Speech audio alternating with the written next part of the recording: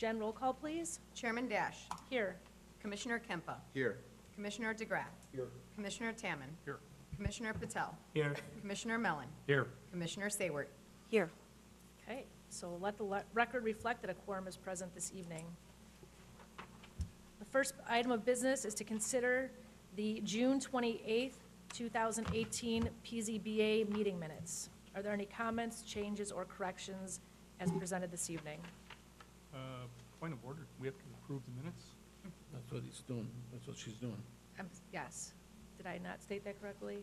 So yeah, the first item of business is Oh. to approve the minutes, Excuse me. sorry, from the June 28th, 2018 meeting. So if there are no comments, changes, or corrections, then I would like to request a motion to approve the minutes as presented. So moved.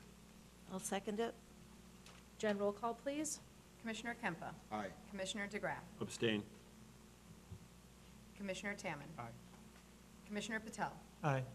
Commissioner Mellon. Aye. Commissioner Sayward. Aye. Chairman Dash. Abstain. 5-0 with 2 abstentions. There's no old business this evening, so we will start with our first case of new business.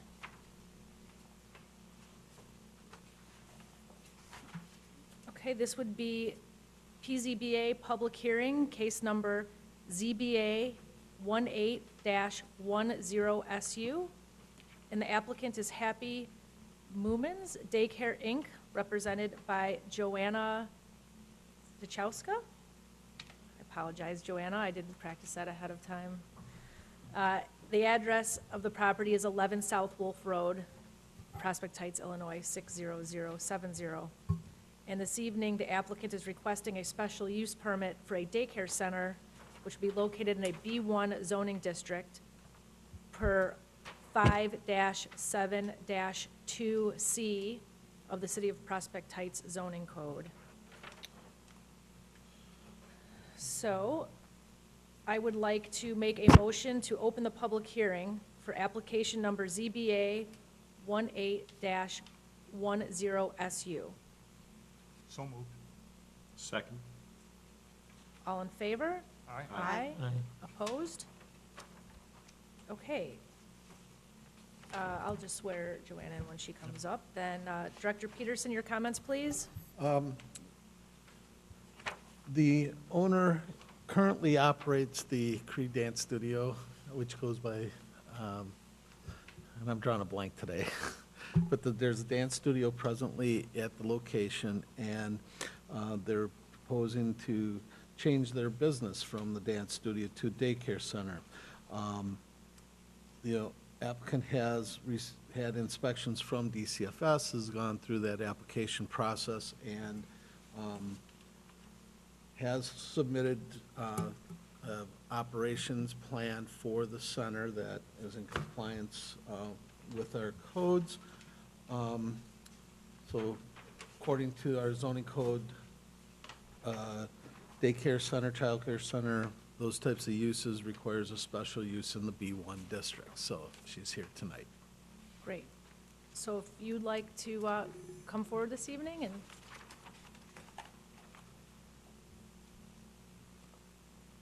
so if you could raise your right hand.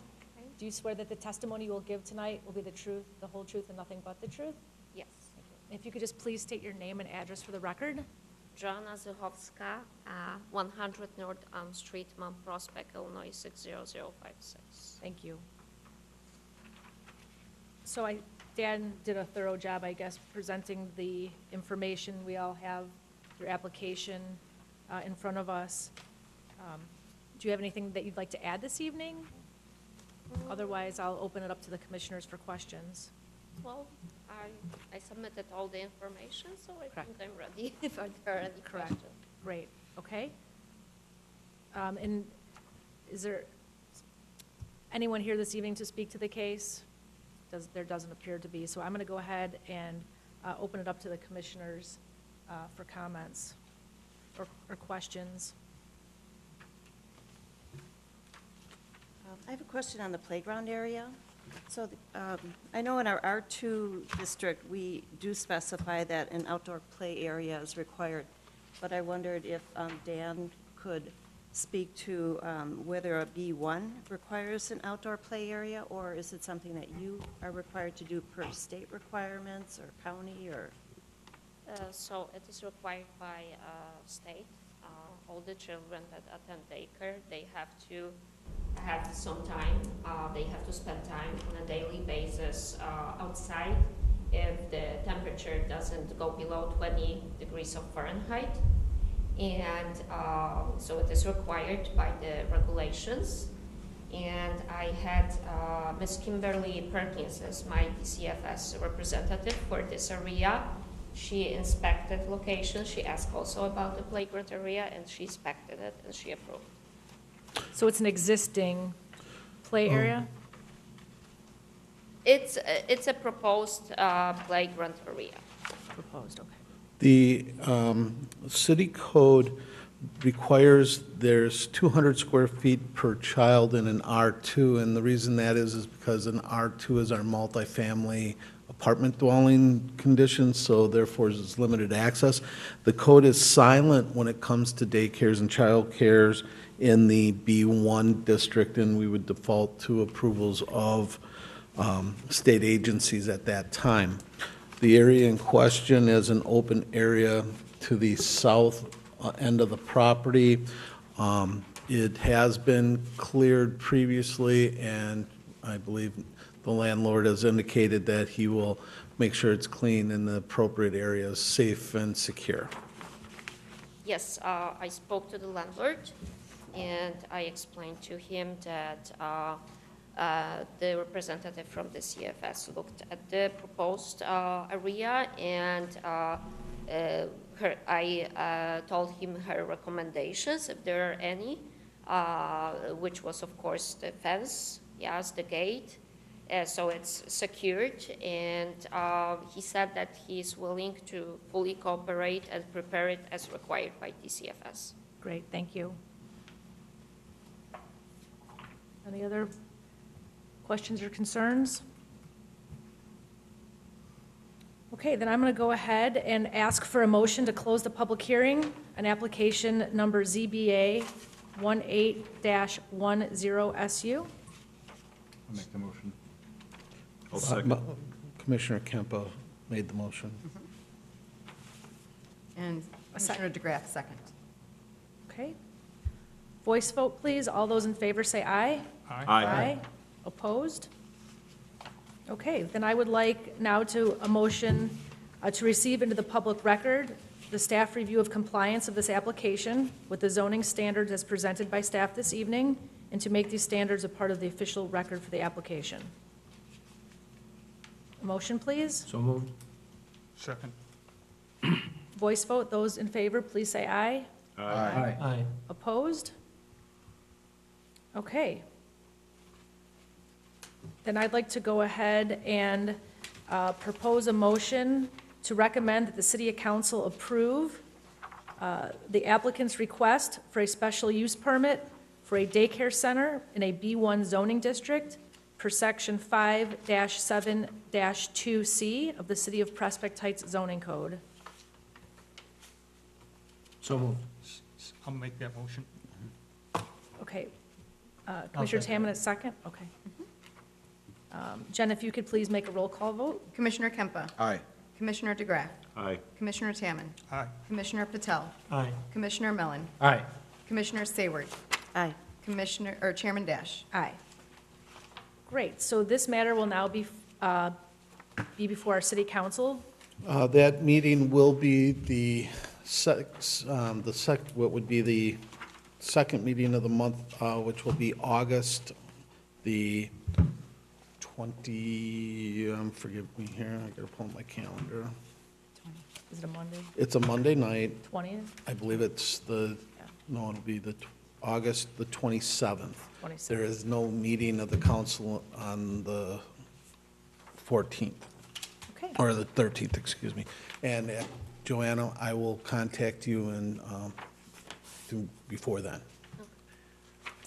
great, thank you. Okay, thank you.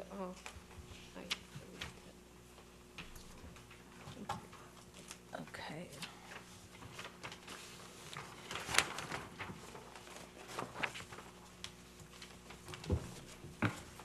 Okay, moving on.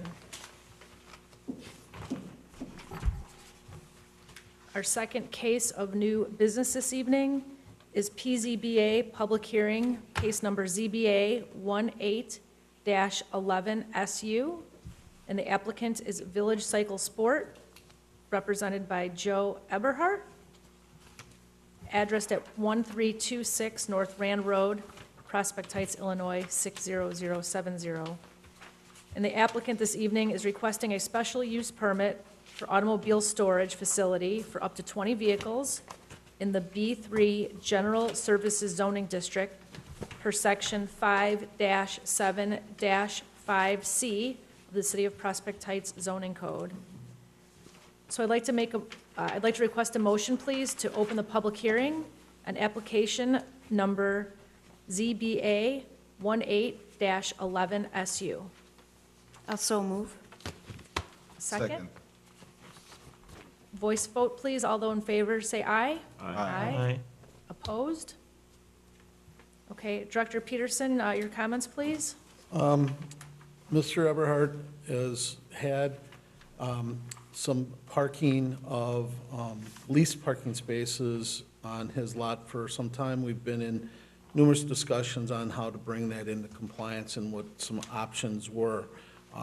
One of those options is to apply for a special use permit for a vehicle storage facility on the property. His application was received last week. In preparation for this.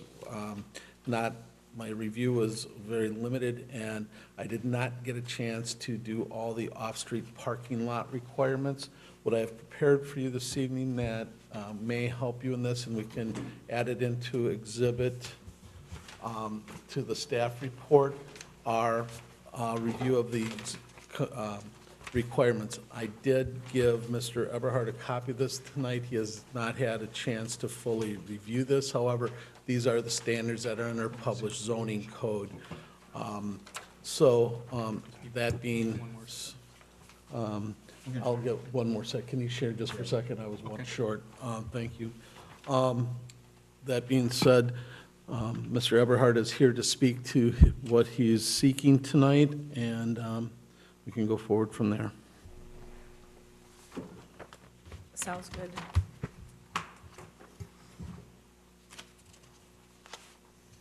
Good evening. Do you swear that the testimony you will give tonight will be the truth, the whole truth, and nothing but the truth? Yes. Thank you. So if you could just please state your name and address for the record. Joe Eberhardt, 117 Spring Street in Cary. Thank you. So, yeah, if you want to tell us a little bit about your plans for the property, we'd appreciate to hear that. Sure. Well, we'd like to use the back 60 feet of the lot. It's 350 feet deep and 100 feet wide for parking back there. You know, we do get requests all the time, people that need parking, you know, they can't park a vehicle in their driveway, it's not allowed, you know, they need something, and we have been, you know, I've been talking to Dan about how to get into compliance for, we have a limo company that, you know, has parked vehicles back there. Sounds good. So if you don't mind, I'd like to use staff's report to ask a few questions. Sure. And I guess before I go through these, I guess I'd like to inquire, so the purpose of this is to get into compliance with our codes. We appreciate you making those steps to do that. So Dan, is this, were the previous violations noted by our code enforcement officer, or were there complaints from the public? How was the city made aware that the applicant was not in compliance with our code? We received a notification that there was a limo company operating at that address. So upon investigation, Okay. we went out there and observed the conditions. We noticed, Joe, that is not an appropriate use. We've been working the various ways to get him into compliance. Okay, so someone called to inquire about the limo company operating from that location. correct? They would like to register in the village, and they would be willing to get stickers for their vehicles and everything, and, you know, do business out of Prospect Heights. So that may come as a result, but Yeah. not obviously part of the case before us this evening. Again, I just wanted to understand where Sure. this stemmed from, because obviously, no one is here this evening to speak against the case. I know that you gave notice to the Yeah, I did. surrounding property owners. Right. So we'll certainly walk through these, the open items from the staff report to provide some additional information to the board. Sure. So if, just a few questions for you then. So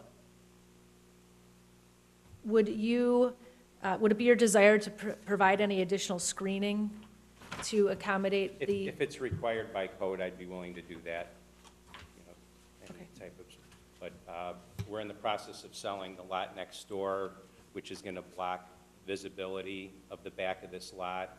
We have a building in front of it which blocks much of the visibility, so, Dan, does our code require screening? Yes, for off-street parking, there is a requirement for screening. It can be accomplished fencing, shrubbery, a number of different ways. And depending upon what the potential user does on the lot adjacent, that building may act as screening. Okay, so if we were to make a motion to approve this evening, a condition, would we have to make a condition that he would have to meet the screening requirements in our code, or would that already be a requirement? It would be good to state it as part of the record that it was addressed and the applicant did agree to meet the screening requirements as spelled out in our city code. Great, okay. Could you talk a little bit about the hours of operation? The limos, I guess, are coming and going. They do leave at night, you know, but they are, you know, quiet vehicles. There's never been any complaints by any of the neighbors. And they would leave, I would say, from maybe 8 o'clock or 6 o'clock at night till maybe 1 in the morning. And Dan, is the request would only allow 20 spots? Is that the limit?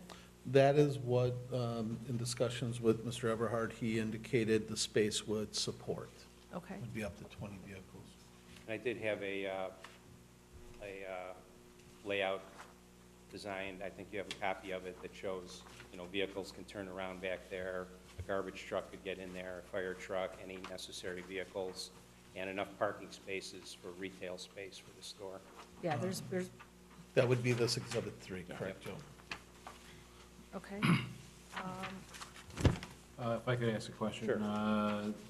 Do you anticipate the limo company operating same hours as your store generally does, or? No, they would Are be they later. separate hours? They would be separate hours. Is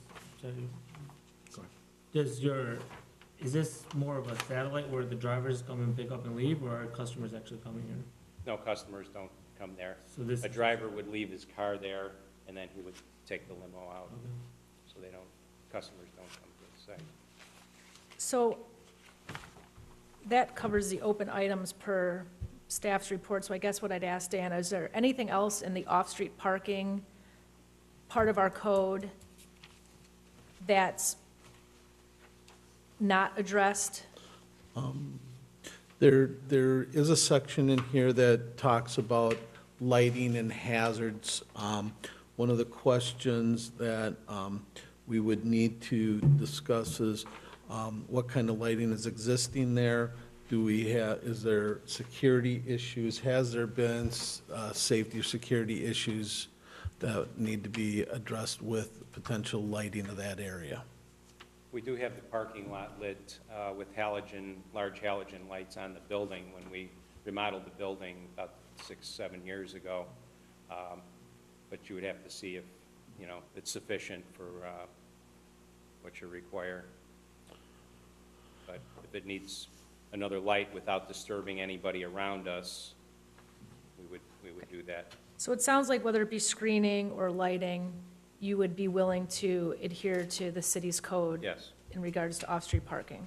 yes. areas. I have a question regarding the type of vehicles that are there.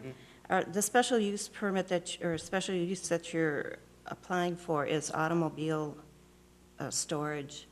But in swinging by there last night, I noticed that you had some trucks and trailers, boat. That's either my stuff or, you know, someone who works there. It's not paid parking necessarily. But would it be safe to say that you, whatever our code would require in regards to what kind of vehicles could be parked there, you would adhere to that? Yes. Great. Okay, any other questions from the commissioners?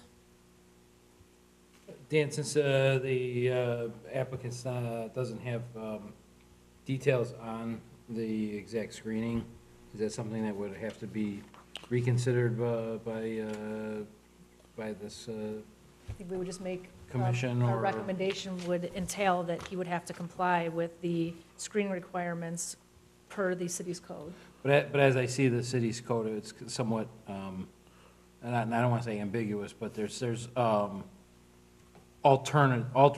many different alternates and fencing, screening. I'm not sure if that's defined with a particular height or if there's some other objective consideration to how to screen that properly. What I would recommend is that you can put this with the condition he shall comply with the city requirements, and prior to the August 27th city council meeting, give Joe an opportunity to put a plan together to submit prior to council, if that is acceptable. Yeah. But how is he gonna know what the plan is gonna be if we don't know what the adjacent use is gonna be? If someone's gonna construct a building, and it would potentially alleviate the applicant from having to put up a fence or shrubs. My recommendation is that he should meet the code requirement. If the building comes in, he could take down that other side. I know there's some expense to that, however, we don't know how long a development might take to fill in there.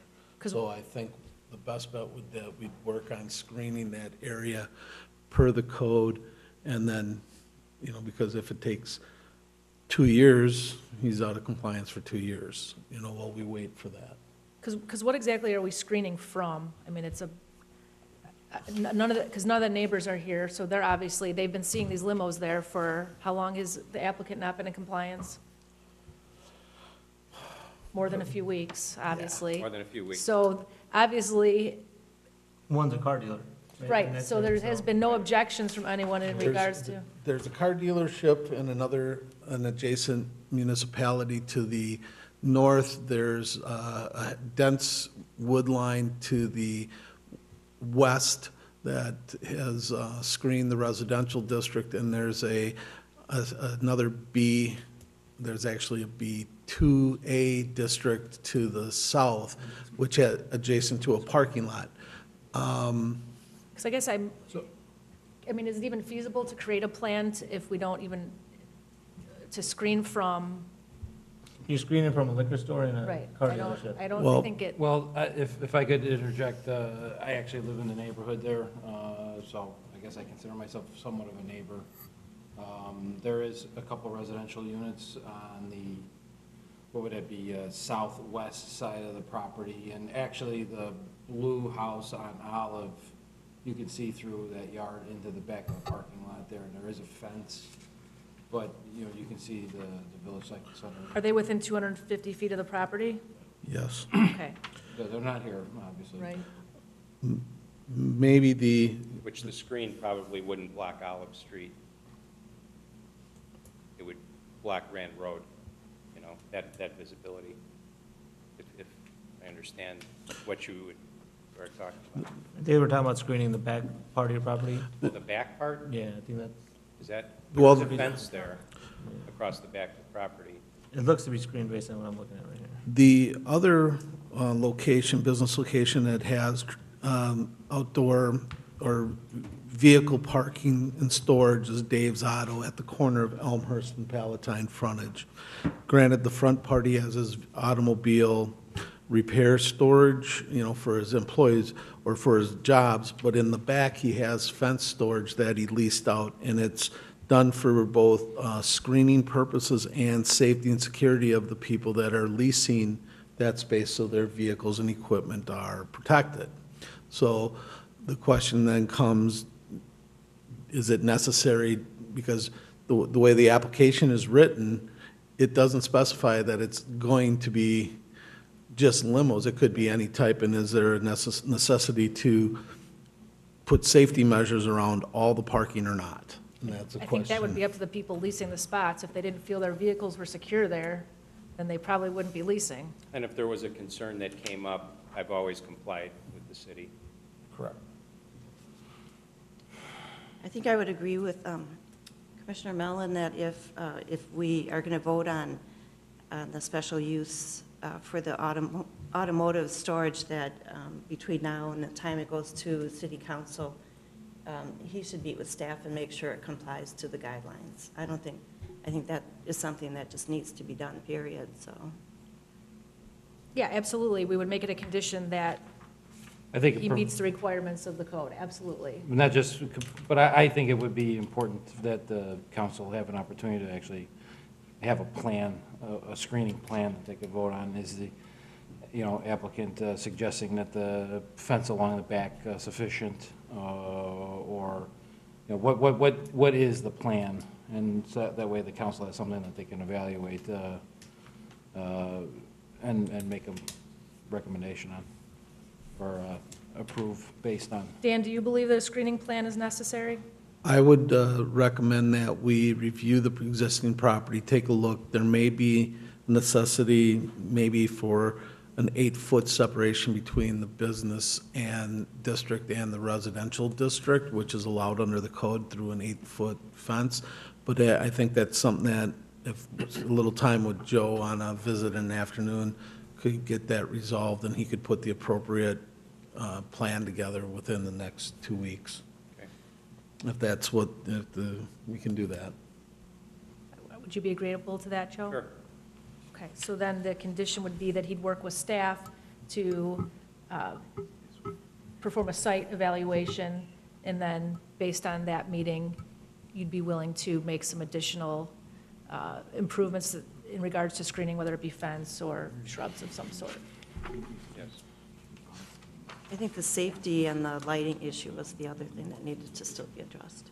Okay. And- Meet at night and you can look at that. Yeah, we could do a late evening, later Yeah. afternoon, evening look. Because Dan, is there an ordinance per our code that would require certain lighting? Under hazards of the additional parking, it says, all parking lot lighting arrangements shall be installed and approved by the building director and city engineer. So if there are hazards that are identified, then the plan would need to be reviewed by myself and the city engineer. Okay, so it's already part of our code, so we wouldn't necessarily have to call that out as a condition, correct? Correct. Okay.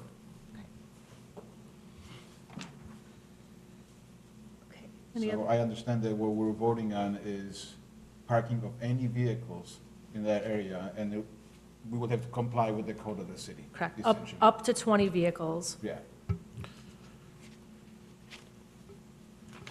Okay. Any other questions or concerns? So can we do that? Because the special use that is permitted is for automotive storage facility. So is that something we can even approve, a special use for any type of vehicle storage?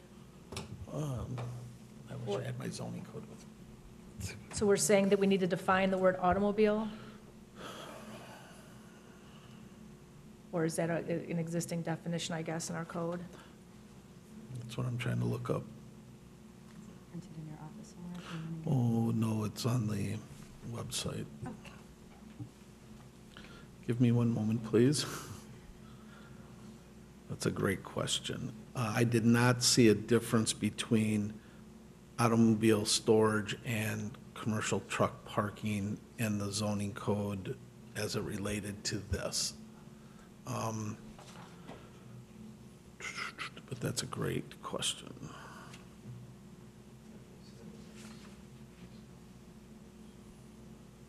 But again, we're approving through the automobile, correct? So if the applicant chose to store boats or something else that wouldn't fall under our current language, he would have to come back and reapply to amend or ask for additional considerations to the special use. So if you wanted to store Right, if somebody caskets or, The code a does, boat or an RV, that I would like to include that in the let's, application, if that's different than what we're talking about. give me a second here, of course. Let me ask a question as far as, let me ask a question as far as, maybe for Dan.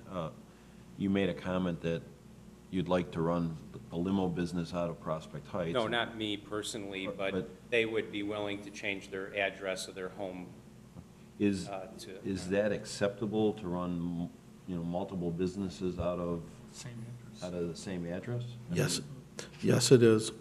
Okay. We have that throughout a large section of our community presently. Okay.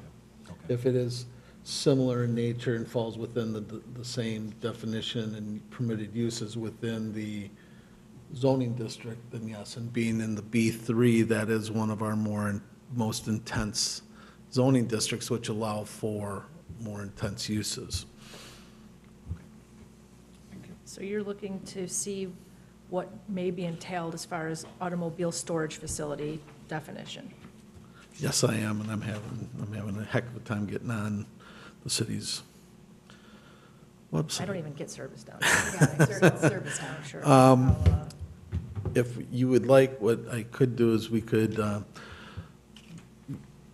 table this, I can run upstairs and get the definitions. Yeah, I mean, I don't want to continue this I think we should try to get it done tonight. If you can give me, we can make a motion to just pause this meeting for a few minutes, and I'll be right back. Get a Okay. definition for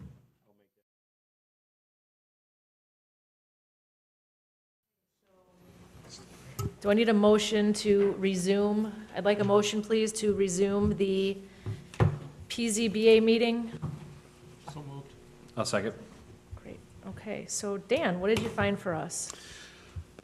The city zoning code has no definitions related to automobile parking facilities, commercial parking lots. They have references throughout the code about those vehicles can be whatever, the uses on the lot, supportive, ancillary, however, there's no definitions. I would make it a condition that the parking should be for motor vehicles and recreational vehicles. That would allow, if someone wanted to lease a space for a boat or a camper, it could be done there. What about commercial vehicles? If the issue is right now, the limousines being for a business would fall under the commercial vehicle requirements that we just passed. Right, so this would be an excellent opportunity for those people to, Have a place to go. right. About construction materials, like a box or a backhaul. Those items are not permitted, would not be permitted, as this is a automobile, a motor vehicle. The storage of construction materials, construction equipment is not a motor vehicle. That would conflict with my business. I wouldn't want that type of parking back there. So the condition could be that the parking would be limited to motor vehicles, recreational vehicles, and commercial vehicles. Maybe just say motor vehicles. No, you gotta put commercial. Yeah, that, I think, would encompass it if we did, and put in there that the condition that no outdoor storage of construction materials or commercial, that type of stuff, because this is more for vehicle, this is not a business storage lot where you're gonna have a landscaper parking, this or a construction guy dumping his mixer or that type of stuff, unless it's, Okay, so the condition then could include, so would it be a third condition then, that material storage would not be permitted? Correct. Okay. So does that mean that we're allowing like the trucks? Because it looked like out there now you had like a cab from like a semi-truck that was parked back there.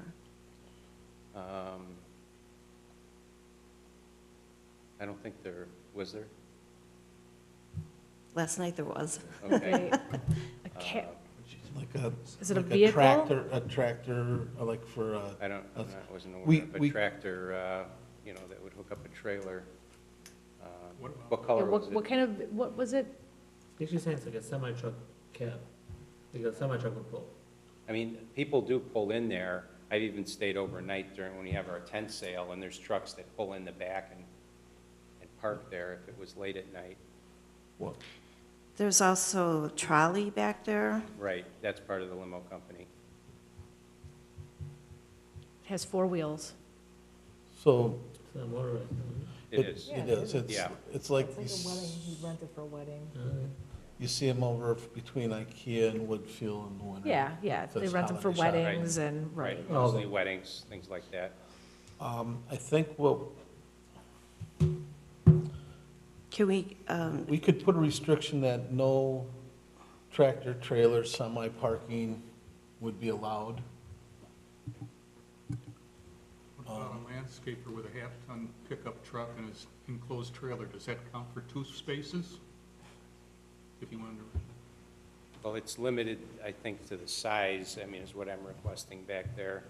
It's 100 feet wide and 60 feet deep, so if they could park 2 vehicles, are you gonna mark it?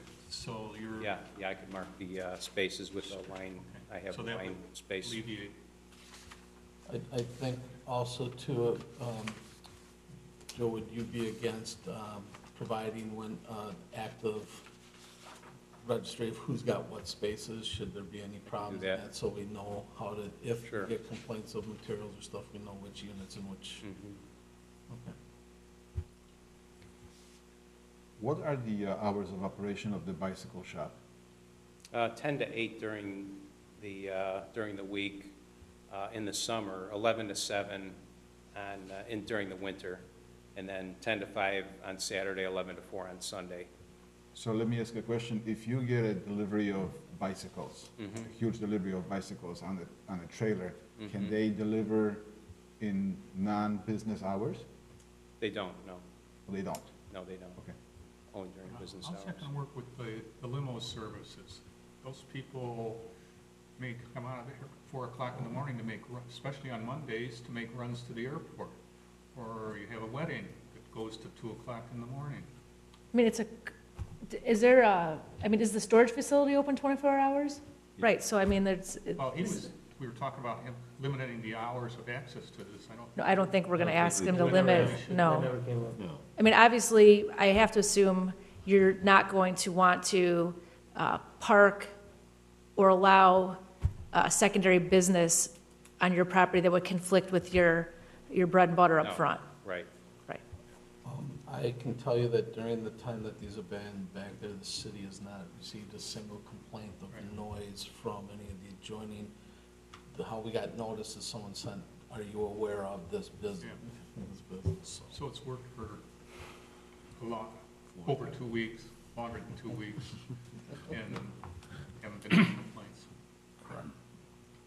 Since the commercial vehicles are considered a part of this, I don't have a particular objection to that. I would just ask that the screening plan be considerate of the height of those vehicles, RVs and whatnot. There are 2 residential unit or homes, behind this lot, and so while it's heavily wooded now, although I think from the one you can see in pretty well, a homeowner could potentially, clean out some trees in their backyard, and, I don't think the homeowner should be responsible for screening somebody else's business. So I have a question. Can the car dealership park?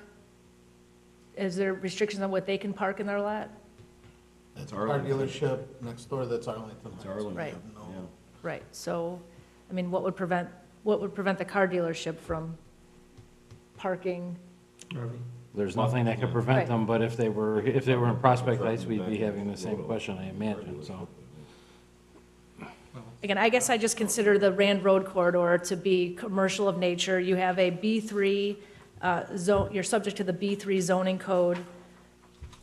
There have been no complaints. There's no one here this evening. Everyone within, so many feet of the property was notified.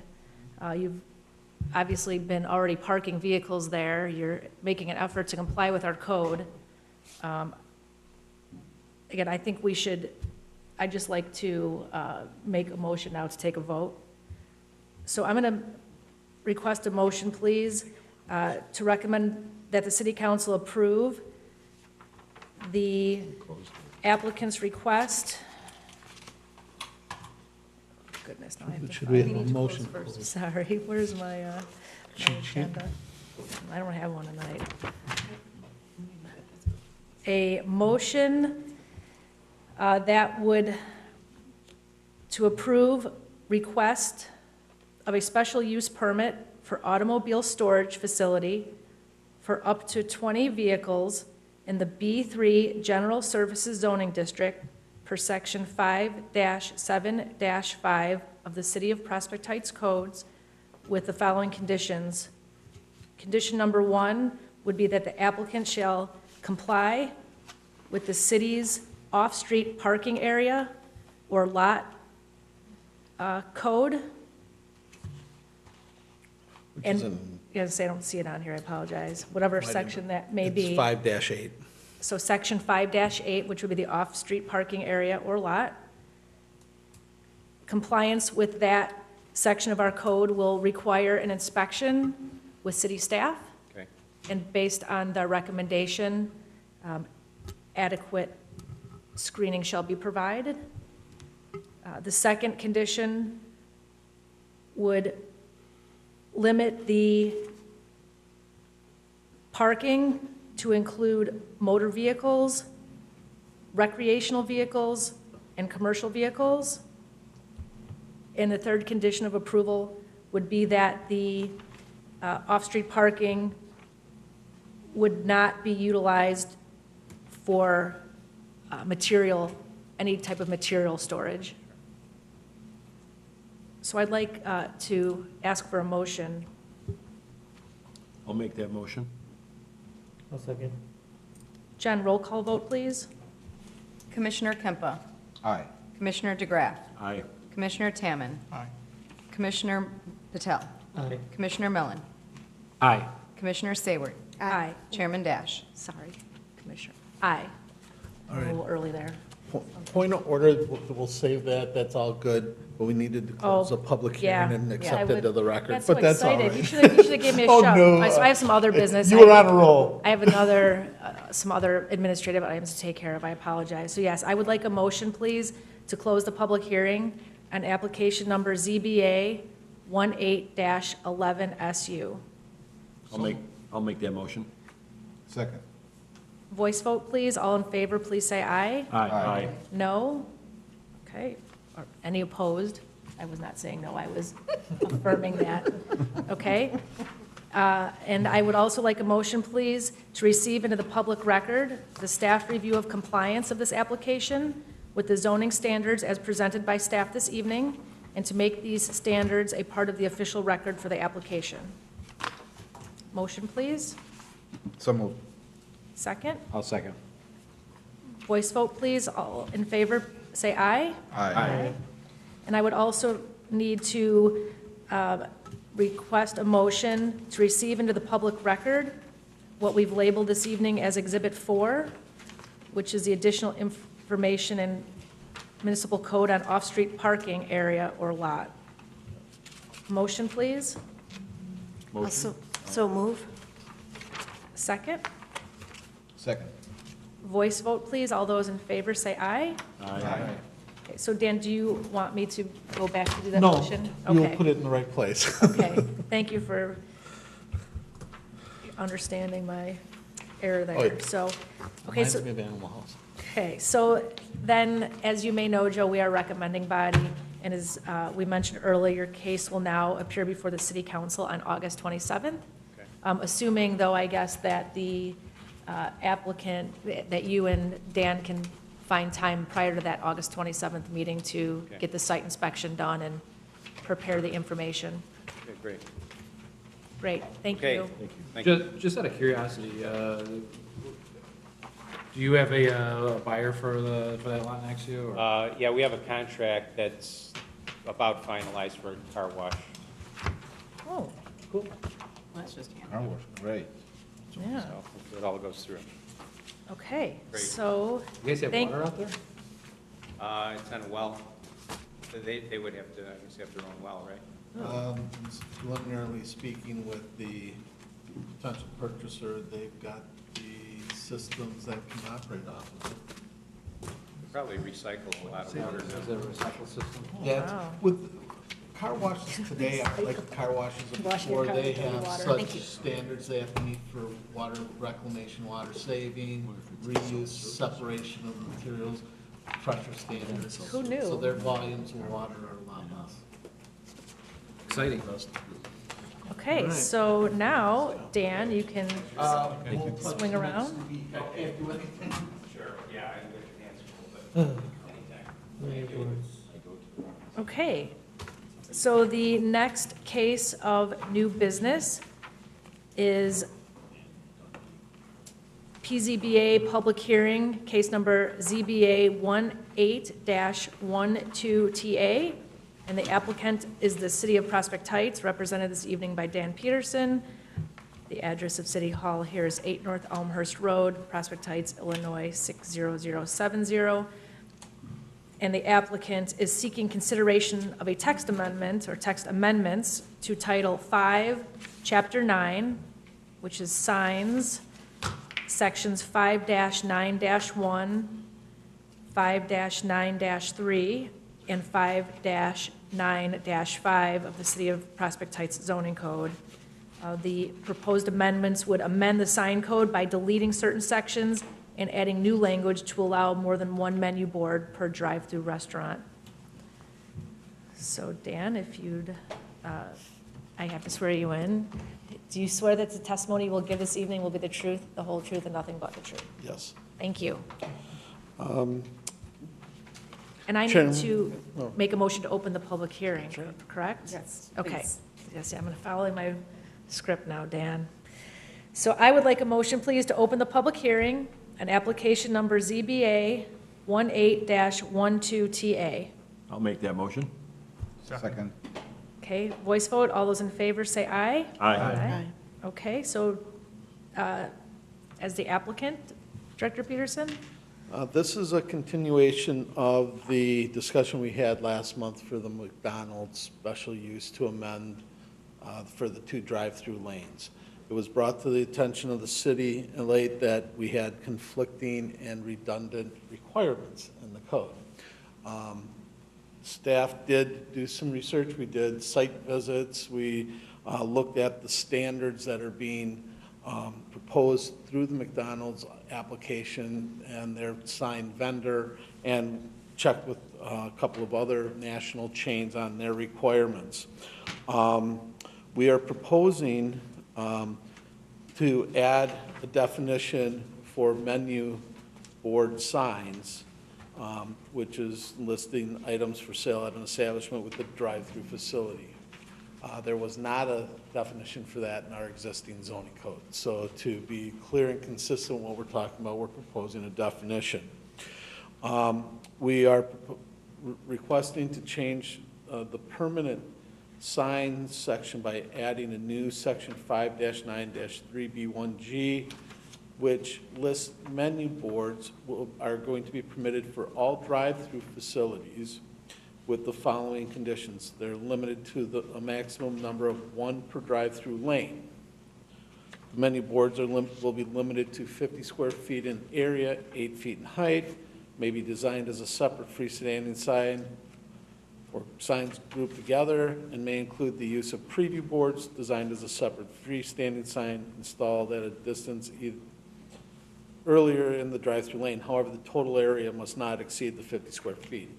What we have found in our research is a lot of the places have a pre-board, so if you're waiting to your turn, you can look at the specials and that. However, in group, when they come together in a group, they're all smaller. And in talking with the sign designers that we got the information from, the LED technology, the electronic technology, they don't need the same sizes as they used to be for their menus. So the McDonald's that was proposed would meet the requirements shown here. Menu boards are permitted and will have an additional 10 square feet of sign area for temporary signs, specials, Shamrock Shake, McRib, two Burger King, whatever sandwiches for $6, Boy, whatever. all the free advertising you're giving out tonight, Dan. However, I vowed to Yes. stop eating it. All the free advertising. The Chick-fil-A sandwich, the free coffee on Tuesdays, the, Okay. teachers eat for free, whatever their special is. We also want to make sure that we shouldn't have a problem with it. And the ones that we have, this wouldn't be a requirement, but we thought it would be nice to put in a distance from the property lines, just to make sure that should we ever get it, we have some standard to protect the residents adjacent to these drive-through lanes. And then there's they may be illuminated, so. What we are also proposing is to eliminate, under our current code, Section C in Section 5-9-5 special uses that require one menu board for a drive-in or drive-through restaurant, not a drive-through lane, but a restaurant, only one. In addition, the regulation limits the signs to 16 square feet and 6 feet in height from the average grade. So by eliminating this, that's under the section in the sign code of special uses. So not only do the restaurants have to go through a special use process to get approval for the drive-through lane, they also have to do a secondary process under our current code. This would allow that to go away, the secondary redundant request, and can be handled. If the restaurant has the drive-through lane, there's going to be menu boards, so we don't see the need for the redundant process. And then finally, just some renumbering of the following code section. I did send this information out in advance. We did have some discussions earlier in this. The numbers are highlighted in there just for point of discussion. That number came as a result from some comments I received from some of the commissioners when we were doing the research and what we found from field inspections. So I'm here to, any questions, any comments? If you like it, if you don't, we can tweak it now. Yeah, I mean, I think we all had an opportunity to provide input as to how we thought the ordinance could be amended. And obviously, you did a lot of research in regards to surrounding municipalities in addition to coordinating with the sign manufacturers. So I don't have any additional questions or concerns. Anyone else? I have a couple I think it's comments. well-written. I think you did a great job documenting where you got the numbers from, and I think you've got the research to show what you're proposing here.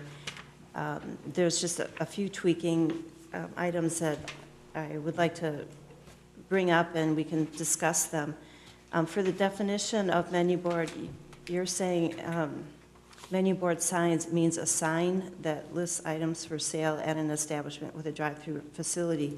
I would suggest means a sign or signs, since we're allowing them to do temporary and the pre-menu boards that lists items or services. Because now that we're going to get a car wash on Rand Road, that would be somewhere else that they might do a menu board, and it would list a service, or dry cleaners.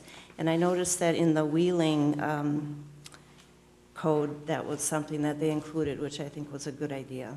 So you're proposing to make changes to the definition of definition. menu board. That says it would be changed to means a sign or signs that lists items or services for sale. And that is appropriate, especially there's the new dry cleaner, that's a drive-through Drive-through going in dry at the cleaner. corner of Euclid and Elmhurst. Ranhurst, yep. Mall At Randhurst, so that's, I think, So that would be one comment, and my only other comment would be under this section G, I would suggest striking number 1, take that out, because you're not limiting them to only one per drive-through lane. Could you wait, Janet, could you let us get to the right place here so we can mark this up? So it's under 1G, 2G, which one are we on? B1. So G. G, so under permanent signs, the new What code. page? So I'm looking at his memo, the staff memo. Or it would be, Oh, so menu boards are permitted for all drive-through facilities, that G? right. And then there's G items 1 through 5? So number 1, I would suggest striking. Menu boards are limited to a maximum of 1 per drive-through lane? Right.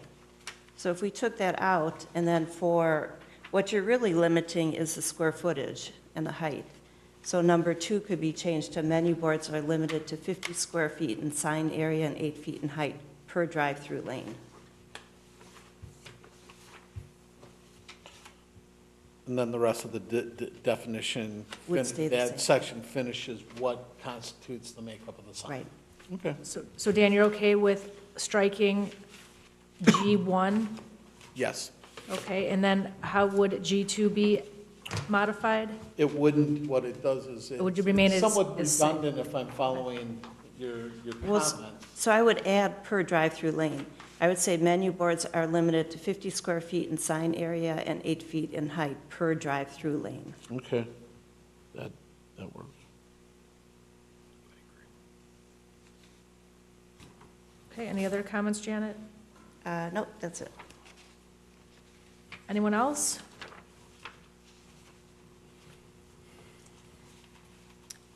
Okay, and there's no one here this evening to provide any public testimony. So I'd like to entertain a motion, please, to close the public hearing on application number ZBA 18-12TA. I'll make that motion. I'll second it. Voice vote, please. Those in favor say aye. Aye. I'd like a motion, please, to receive into the public record the staff review of compliance of this application with the zoning standards as presented by staff this evening, and to make the standards a part of the official record for the application. Does that apply, or do I need to reference a text amendment? Okay, just as I read it. A motion, please? So moved. Second? Second. Voice vote, please. Those in favor say aye. Aye. We were not provided with any additional information this evening, correct? It was all in our packets, okay? Then I'd like to go ahead, please, and ask for a motion to recommend that the city council approve the applicant's request, which is to seek consideration of a text amendment to Title V, Chapter 9, Signs, Sections 5-9-1, 5-9-3, and 5-9-5 of the City of Prospect Heights zoning code, with, as amended this evening, in regards to the definition of the menu board, in regards to striking G1 and adding the per drive-through lane in item G2. So there'd be a motion to approve that. So I'll make that motion. Second? Second.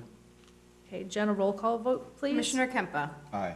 Commissioner DeGraff. Aye. Commissioner Tamman. Aye. Commissioner Patel. Aye. Commissioner Mellon. Aye. Commissioner Sayward. Aye. Chairman Dash. Aye. Okay, so that wraps up our new business this evening. Are there any communications? Yes, Janet sent out an email the other day. We have got a request from Grand Briar Assisted Living Facility for to have a special meeting on the 16th of August.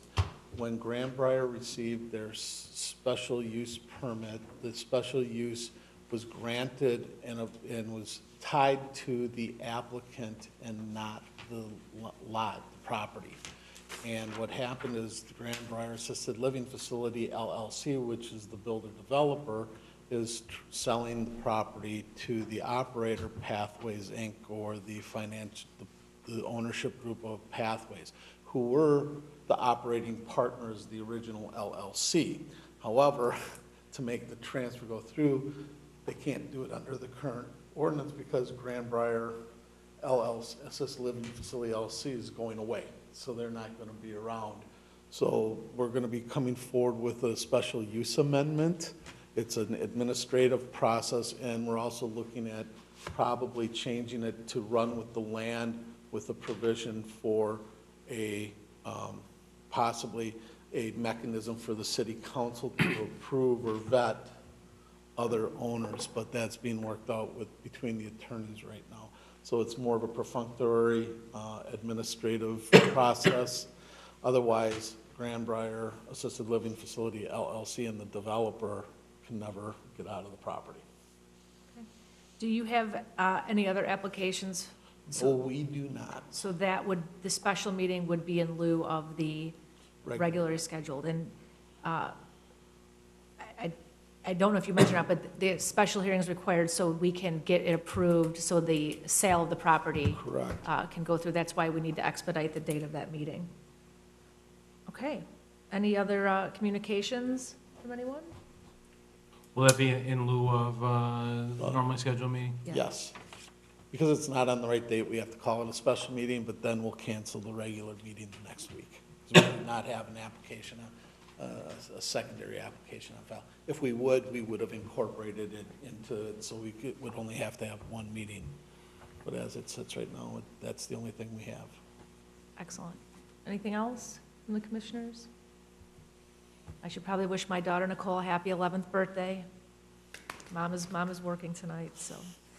Okay, so then with no further business, do I hear a motion to adjourn the July 26th, 2018 Planning and Zoning Board of Appeals meeting? I'll make that motion. Second? Second it? Okay, all those in favor, say aye. Aye. Aye.